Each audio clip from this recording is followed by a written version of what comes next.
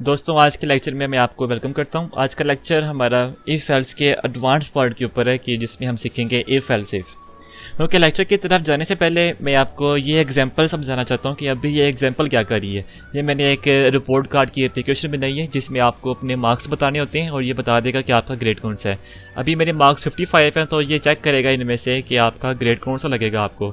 अगर आपके मार्क्स 50 से ज़्यादा है, 60 से कम है, तब आपको ग्रेड बी मिलेगा। तो देखिए मेरे मार्क्स 55 है तो मैं उम्मीद करता हूँ कि मुझे ग्रेड बी ही मिलेगा। मैं कंट्रोल F5 प्रेस करता हूँ और देखिए उससे मुझे कह दिया कि योर ग्रेड इज़ बी। इस वे से अगर हमने अपनी एप्लीकेशन बनानी है चल तो जाएगा काम, लेकिन ये ऑप्टिमाइज़ नहीं है। क्यों ऑप्टिमाइज़ नहीं है? क्योंकि वंस अगर आपको पता चल जाए कि आपका ग्रेड बी है, फिर आपको कोई ज़रूरत नहीं है कि आप दोबारा चेक करो कि आपका ग्रेड क्या है, क्योंकि वो तो फिर वेस्ट ऑफ टाइम और एनर्जी है। लेकिन अभी जिस तरह से हम चल रहे हैं तो वो हर इफ़ को चेक करेगा, क्या ये कंडीशन सेटिस्फाई होती है, क्या ये कंडीशन सेटिस्फाई होती है। ठीक है, होना क्या चाहिए कि जब उसे एक दफ़ा अपना आंसर मिल जाए कि ठीक है मुझे पता चलेगा कि मेरा ग्रेड ये है, फिर वो सारा इफ़ को चेक ही ना करे। लेकिन इफ़ एल्स इफ़ की तरफ जाने से पहले मैं आपको इसका वर्क फ्लो बताना चाहता हूँ स्टेप बाय स्टेप। उसके लिए आप क्या करें, इफ़ से पहले आप राइट क्लिक करें और इधर प्रेस करें रन टू कर्सर। ठीक है, तो अब देखिएगा कि अभी हमारा जो कर्सर है वो इधर आया हुआ है। अब देखिएगा कि नेक्स्ट वो कहाँ जाएगा। अब ये कंडीशन चेक होगी, चेक हुई तो उसको पता चला कि ये कंडीशन फॉल्स है। अब हम आगे चलेंगे।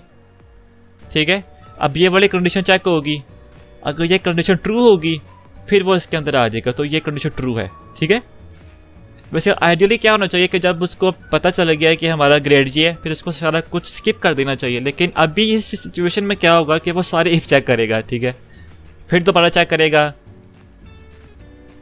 फिर आप F10 प्रेस करें, फिर प्रेस करें, फिर प्रेस करें और देखें एंड में उसने वही बताया कि आपका ग्रेड बी है। ठीक है, मैं इसको एग्जीक्यूट कर देता हूँ तो ये देखें आप स्क्रीन में उसने बता दिया कि योर ग्रेड इज़ बी। लेकिन इसका जो ऑप्टिमाइज वे है वो ये है कि आपने एक दफ़ा जब इफ़ लिखा है फिर बाद में आप साथ इफ़ ना लिखें बल्कि आप एल्स इफ़ लिखें। इससे पहले आप एक दफ़ा लिखते हैं एल्स, तो अब ये क्या हो जाएगा, एल्स इफ़ पार्ट बन जाएगा। ठीक है, ये इसका पार्ट बन जाएगा। इसी तरह आप हर एक के साथ एल्स इफ़ लगा दें। ठीक है,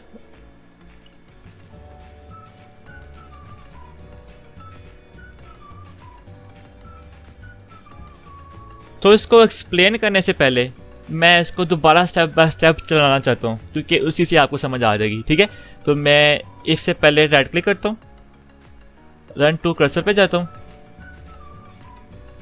और देखें मैं यहाँ पे आ गया। अब मैं अगले पार्ट पे जाता हूँ तो देखिए मेरी पहली कंडीशन सेटिस्फाई नहीं हुई। मैं दूसरे में आता हूँ और देखिए मैं यहाँ पे आ गया हूँ, ये कंडीशन मेरी सेटिस्फाई होगी। अब देखें, अब जैसे ही ये ब्लॉक ख़त्म होगा तो नीचे वाली सारा कुछ जो भी लिखा हुआ एल्स इफ वो नहीं चेक करेगा, क्योंकि उसे पता है ये सारा एक ही इफ स्ट्रक्चर के अंदर आता है, तो लिहाजा उसको चेक करने का फ़ायदा कोई नहीं है, तो मैं उससे बाहर आ जाऊँगा।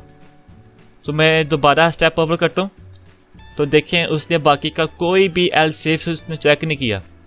इससे जो हमारा टाइम है और हमारी एनर्जी है वो बहुत बच जाती है। ये ऑप्टिमाइज वे है अगर हम एल्स इफ यूज़ करें ज़्यादा अपनी प्रोग्रामिंग के अंदर, बजाय इसके कि हम इफ़ के ब्लॉक बना लें ज़्यादा से। ठीक है, तो मैं दोबारा स्टेप ओवर करता हूँ तो देखें उसने मुझे राइट आंसर दिया है, योर ग्रेड इज़ बी। और इस दफ़ा देखें हमारी एप्लीकेशन फास्ट भी है और ऑप्टिमाइज भी है। तो ये फ़ायदा है अगर आप एल्स इफ को प्रेफर करें ओवर इफ़। मुझे उम्मीद है कि आपको इस लेक्चर में पता चला है कि आप अपनी एप्लीकेशन को किस तरह ऑप्टिमाइज बना सकते हैं एल्स इफ से। अगर आपको इस लेक्चर से कुछ सीखने को मिला है तो प्लीज़ आप मुझे बताएं कमेंट सेक्शन में और इस वीडियो को मैक्सिमम शेयर करें। और अगर आपने यूट्यूब पर चैनल हमारा सब्सक्राइब नहीं किया तो आप उसको सब्सक्राइब करें, क्योंकि हम डेली आपके लिए ऑसम वीडियोस बना रहे हैं ताकि आपको मज़ीद सीखने को मिले सी शार्प के बारे में। तो मैं मिलूँगा आपसे अब अगली वीडियो में।